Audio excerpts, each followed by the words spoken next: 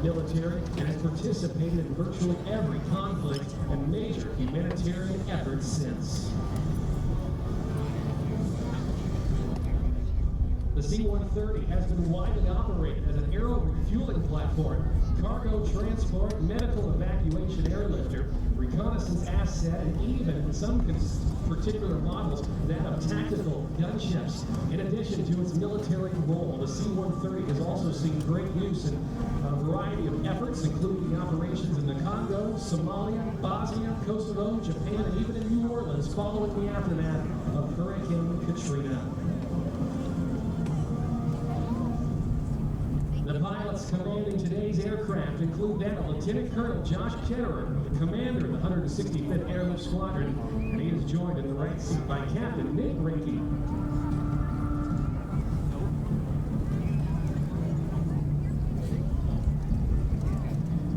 Inbound now from the right, and what they refer to as a simulation of an airdrop. You will indeed see the rear cargo ramp open, often deploying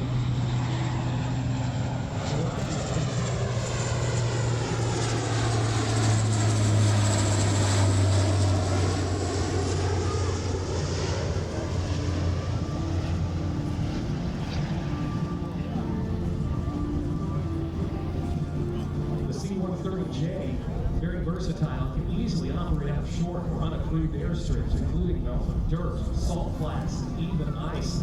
The C-130 also holds the record for the largest and heaviest aircraft ever to land on an aircraft carrier, and it did so without a tailhook.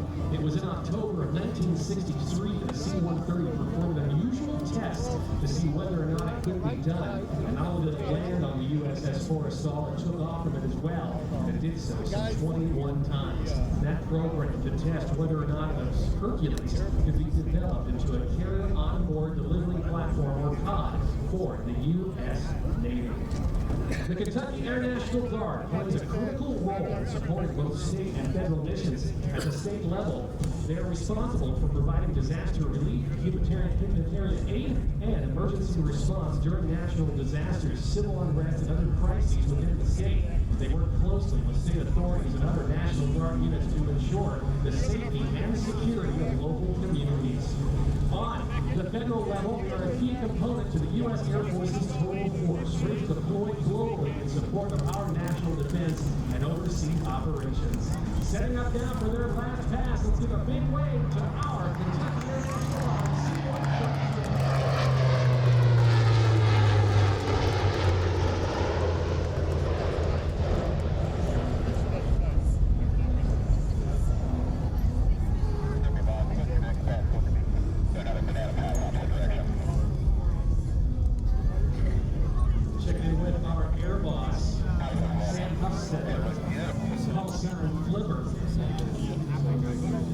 The crew on board the aircraft today, call sign Derby 03, have a little bit more time to spend with us today. Would you, ladies and gentlemen, like to see one more pass by the sea?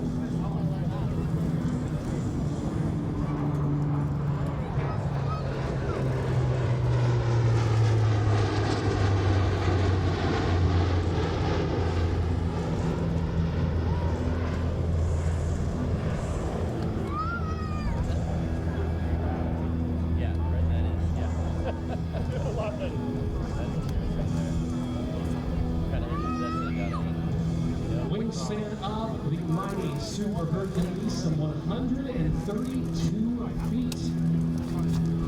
It's well over 3 stories tall. The wingspan, in fact, believe it or not, could fully encompass the first flight of the Wright brothers back in 1903. That total flight back then, 120 feet. Yes, indeed, the first powered flight of man in history could have taken place on top of that, the wingspan of the C-130J.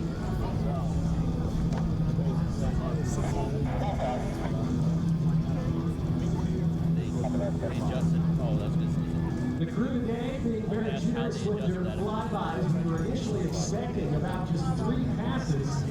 We're going to be setting up for one more final high-speed pass from the left. And we will again give them a big wave as they go by from our Kentucky Air National Guard C-130. C-130J Super. That's insane.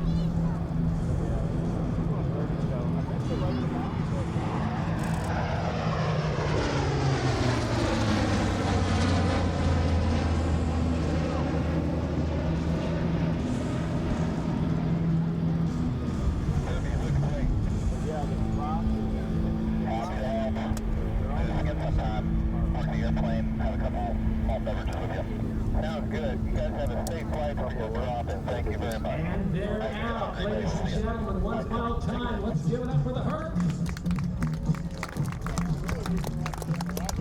First time ever, the Lake Cumberland Airshow, and what a treat that was. Well, as the